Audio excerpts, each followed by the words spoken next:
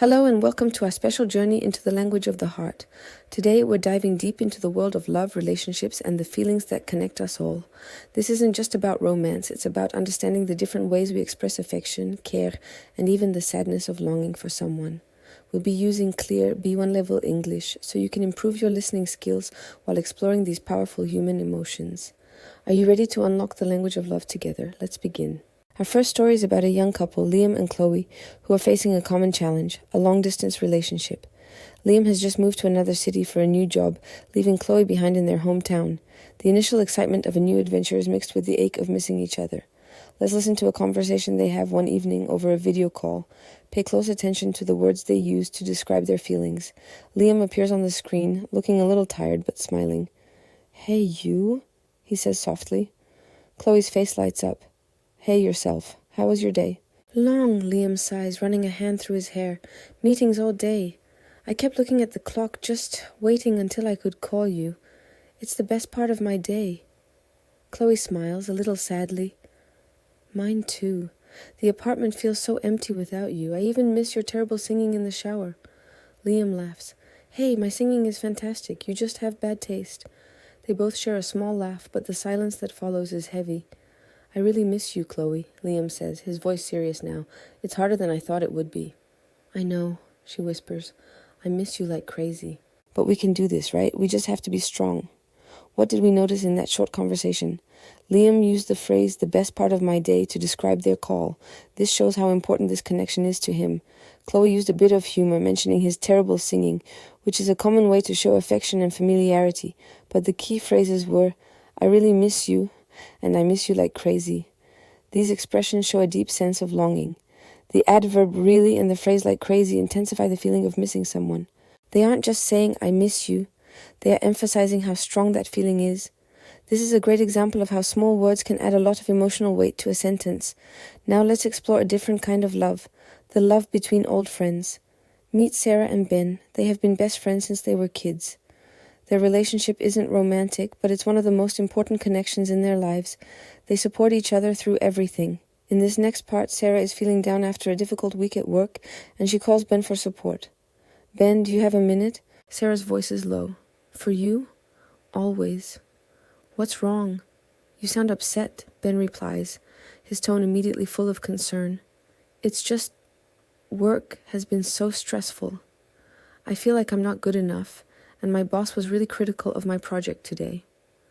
There's a pause, and then Sarah's voice wavers. "I just feel like a failure."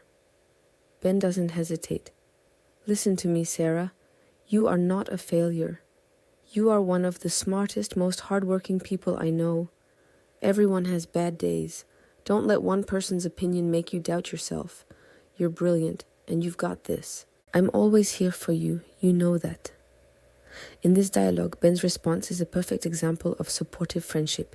He uses strong positive words like smartest, hardworking, and brilliant to build Sarah's confidence back up. The phrase, "I'm always here for you," is a powerful statement of loyalty and support. It reassures Sarah that she is not alone. This type of conversation shows that the language of love isn't just about romance. It's also about encouragement, loyalty, and being a source of strength for the people we care about. Notice how Ben immediately asks, "What's wrong? You sound upset." This shows he is paying attention and is emotionally attuned to his friend. Let's shift our focus to a story about rediscovering love later in life. This is the story of Arthur, a widower in his late 60s. Since his wife passed away a few years ago, his life has been quiet and lonely. His daughter encourages him to join a local gardening club to meet new people. There, he meets a woman named Eleanor. Let's listen to Arthur talking to his daughter on the phone after his first week at the club. "Dad, how was the gardening club?" his daughter asks cheerfully. Arthur sounds surprisingly upbeat. "Oh, it was wonderful, my dear. Much better than I expected. The people are so friendly." "Anyone in particular?" she teases. Arthur chuckles. "Well, there is one lady, Eleanor. She knows everything about roses. We spent the whole afternoon talking. She has a wonderful laugh. It's been a long time since I've enjoyed someone's company that much." His voice softens. It felt nice. It felt hopeful. This is a beautiful example of new beginnings.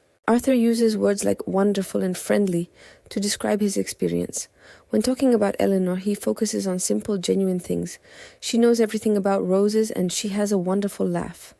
The most touching part is his hesitation when he says, "It's been a long time since." This shows the depth of his past loss, but also highlights the significance of this new connection. The final word he uses, hopeful, is incredibly powerful. It captures the feeling of looking forward to the future again after a period of sadness. It's a quiet, gentle kind of love story, showing that the heart can always find a reason to feel hopeful. Now, for our final story, we'll look at the difficult emotion of unrequited love. This is when you love someone who doesn't love you back. It's a painful experience. Let's listen to a young woman, Maya, writing in her journal about her friend Tom. She has feelings for him, but he only sees her as a friend and is starting to date someone else. "Dear Diary," the entry begins, "I saw Tom with her today. They were laughing and he looked so happy. A part of me was glad to see him smile like that, but another part, it just hurt. It felt like a stone in my chest. I have to be happy for him. He's my best friend. But how do you turn off these feelings? I wish I could just tell him everything, but I can't. I don't want to ruin our friendship, so I'll just keep smiling and pretending everything is fine. Maybe one day this feeling will fade away."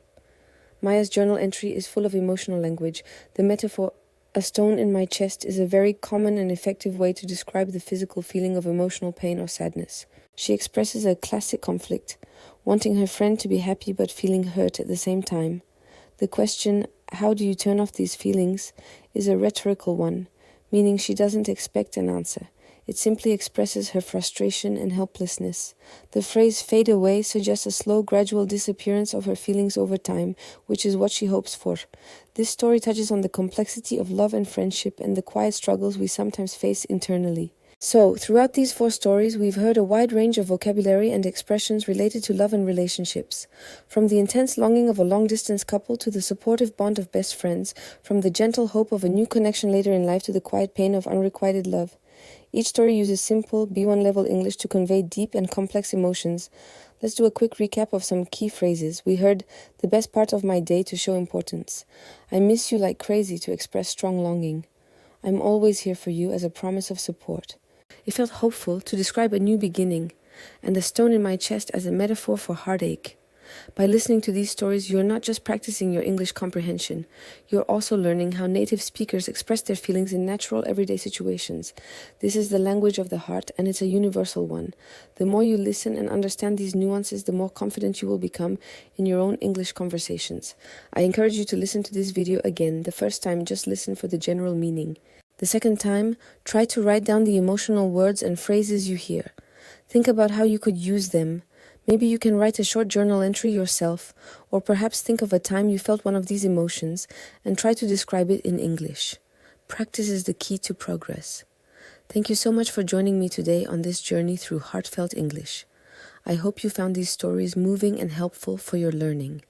Remember, learning a language is not just about grammar and rules, it's about connecting with people and understanding their stories. If you enjoyed this lesson, please give it a thumbs up and subscribe to our channel for more slow English stories and listening practice. We have many more tales to share with you. Until next time, take care and keep learning.